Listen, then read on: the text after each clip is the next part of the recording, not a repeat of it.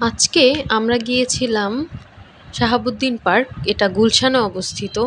পার্কটা খুবই সুন্দর, অনেক বড়, অনেকটা রমনা পার্কের মতো দেখা যায়, কিন্তু এটা রমনা পার্ক না। তবে এখানে যে সিঁড়িগুলো আছে, তারপরে পুরাটা পরিবেশ, চারদিকে রাস্তা খুবই ভালো লাগে। আর অনেক বসার জায়গা আছে, অনেক ছাউনি আছে।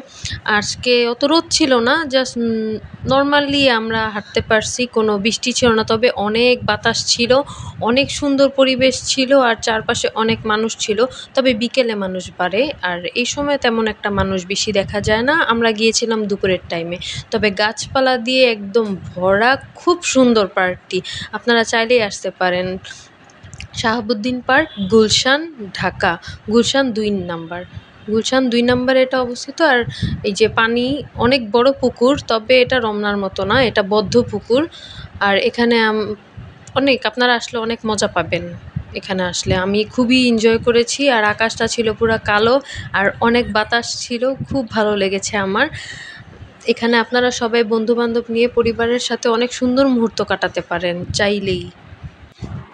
এই সুন্দর জায়গাটিতে আপনারা চাইলে যেতে পারেন রিক্সা দিয়ে, বাস দিয়ে বা সিএনজি দিয়ে। যদি বাস দিয়ে যেতে চান তাহলে যেতে হবে রায়দা ও তুরাগ বাসে। আর রিক্সা, সিএনজি তো কোনো